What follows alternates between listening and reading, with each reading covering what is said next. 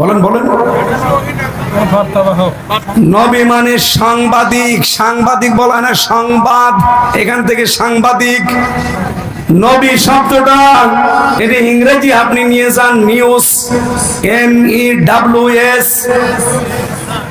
আমি একটু মিলিয়ে দেখলাম যে নিউজ লিখতে যে 4টা ইংরেজি অক্ষর লাগে। কেন লাগে? N দিয়ে নর্থ, E দিয়ে ইস্ট, S দিয়ে সাউথ, W দিয়ে ওয়েস্ট। আপনি মিলিয়ে দেখেন এই 4টা শব্দ যদি এক জায়গায় করেন, পৃথিবী আর বাকি থাকে না।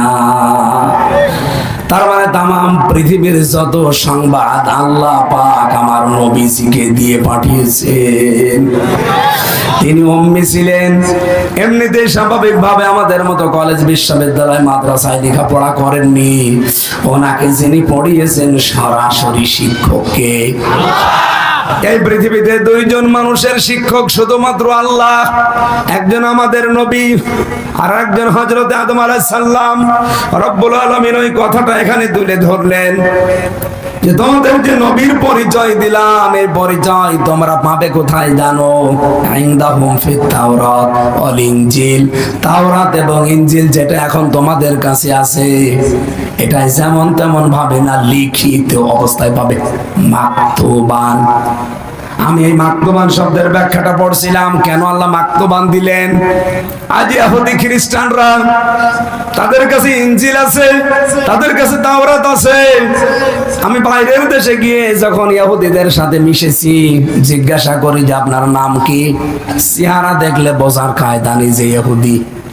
এত বড় বড় দাড়ি, বিশাল পাগড়ি মাথায়, আমার চাইতে বড় জুব্বা গায়, ধবধবে চেহারা, দেখলে মনে হবে যে আসমান থেকে মনে হয় কেবল নেমেছে। নাম জিজ্ঞাসা করলে এমন একটা নাম বলে, নামের তালিকা দেখলে আমি বলি না এটা ইহুদি।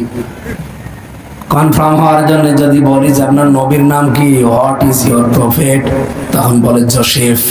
কি বলে? জোসেফ মানে মুসা আলাইহিস সালাম। ইহুদিরা কাকে মানে?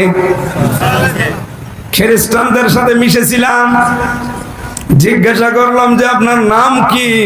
নাম শুনি আমি নামের তালিকা যেহেতু জানি যে খ্রিস্টানদের নাম এরকম হয়, নাম শুনে বুঝে ফেলেছি যে মুসলমান না খ্রিস্টান। কনফার্ম হওয়ার জন্য যে হোয়াট ইজ ইওর প্রফেট, নবীর নাম কি, তখন বলে যিশু। যিশু মানে ঈসা আলাইহিস সালাম।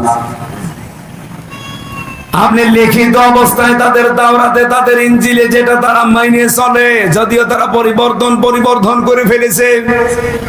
এই সমস্ত বাইবেলে, ওল্ড টেস্টামেন্ট, নিউ টেস্টামেন্টে লেখা আছে, দেখবেন আমাদের নবীর নাম যদি 99 জায়গায় থাকে, মুসা নবী, ঈসা নবীর নাম এক জায়গায় আছে।